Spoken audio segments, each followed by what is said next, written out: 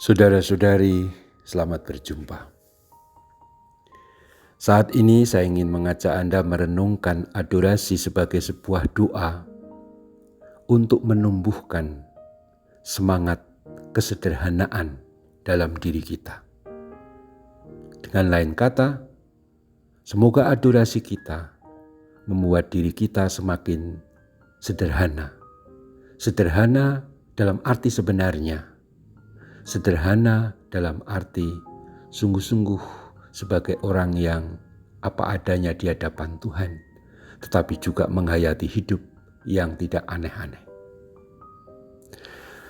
Saya sangat terkesan dengan renungan atau apa yang pernah disampaikan oleh Santo Yohanes ke-23 yang kita kenal Angelo Roncalli, yang telah menjadi Paus Yohanes 23 yang mengadakan Konsili Vatikan kedua. Dia orang suci yang sederhana. Dia pernah menulis begini, semakin saya matang karena bertambahnya usia dan pengalaman, semakin saya mengetahui bahwa jalan yang paling pasti untuk membuat diri saya suci dan berhasil dalam mengabdi Tuhan terletak pada usaha yang terus-menerus untuk mengurangi segala sesuatu. Intinya, jalan yang paling pasti untuk membuat suci dalam mengabdi Tuhan dan gereja ialah pada usaha terus-menerus untuk mengurangi segala sesuatu sampai ke tingkat yang paling sederhana dan kecil. Mengapa kita sering tidak bahagia dan tidak bisa bergembira? Karena kita jadi orang yang rumit. Apa-apa menjadi prinsip. Apa-apa menjadi prinsip. Soal duduk di mana prinsip. Makan kalau nggak pakai sambal nggak bahagia. Padahal kan sambal tidak selalu ada. Atau pas kalau sakit juga nggak boleh.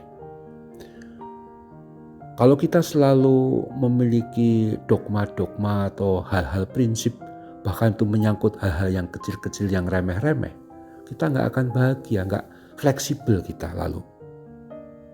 Nah, yang menarik, kalau kita perhatikan, yang namanya hal-hal yang jasmaniah, hal-hal yang lahiriah, itu selalu bersifat rinci, detail, dan rumit.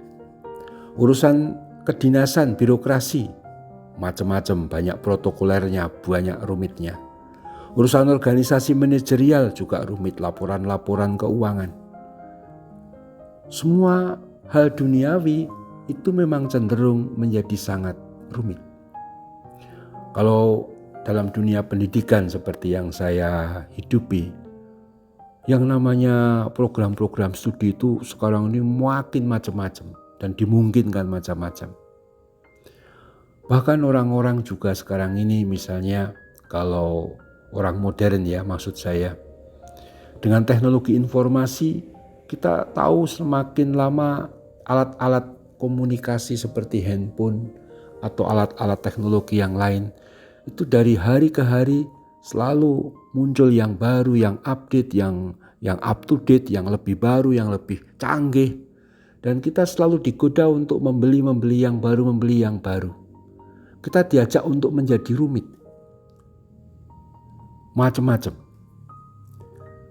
Itulah orang juga sekarang ini ada kemungkinan cukup banyak yang menghidupi orang begitu bangga dengan apa yang kumiliki, bahkan apa yang ku beli. Seperti kalau René Descartes mengatakan, aku berpikir maka aku ada orang berkata, aku bisa belanja maka aku ada. Menunjukkan bahwa dia orang yang punya duit, merasa hebat, apalagi di toko yang atau membeli benda-benda barang-barang yang punya brand, maka orang ini tergantung, menjadi rumit oleh pola-pola dunia. Sementara yang namanya hidup rohani itu teratur dan tidak rumit, bahkan sangat sederhana. Dari dulu sampai sekarang, sejak kitab suci ditulis pada zaman bapak-bapak gereja, abad pertengahan, zaman modern sampai hari ini, nasihat hidup rohani itu selalu hampir kurang lebih sama. Yaitu, kalau Anda mau suci, kalau Anda mau hidupnya damai, harus dekat dengan Tuhan. Harus akrab relasinya dengan Tuhan. Itu saja. Kalau kita dekat dengan Tuhan, relasi kita sungguh mesra dengan Tuhan, maka macam-macam hal itu tidak perlu terjadi. Kalau mau berdosa pun, kalau orang dekat dengan Tuhan merasa tidak enak, dia ingat Tuhan tidak berkenan, maka tidak berbuat. Tetapi setiap kali, juga dalam kitab suci, atau setiap kali kita berdosa, pasti Tuhan tidak diikutsertakan, atau kita tidak berdoa. Maka saya itu sering sekali seloroh ya.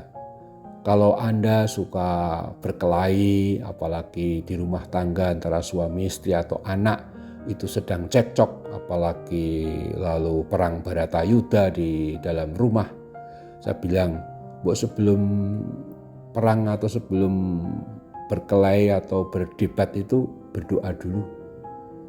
Maka kalau Anda berdoa dulu, saya yakin nanti berkelahinya itu mungkin sangat lembut dan sangat sopan, ya toh. Ya, ini sedikit humor, tapi memang kalau kita menyertakan Tuhan dalam setiap langkah hidup kita, maka kita menjadi lain hidupnya, kita menjadi semakin sederhana. Maka adorasi sebagai saat doa yang menumbuhkan kesederhanaan saya maksudkan dalam arti rohani. Supaya kita semakin sadar dengan adorasi ini, kebergantungan kedekatan dengan Tuhan yang kita bina melalui adorasi merupakan saat kita menumbuhkan berbagai keutamaan. Dan salah satunya yang sangat penting adalah kerendahan hati, dalam hal ini terutama kesederhanaan. Mari kita lanjutkan adorasi sebagai saat kita semakin dibina untuk menjadi semakin sederhana. Orang suci itu selalu sederhana dan rendah hati. Semoga kita semakin dekat dengan Tuhan dan karenanya menjadi sederhana. Terpujilah Tuhan kita Yesus Kristus untuk selama-lamanya. Amin.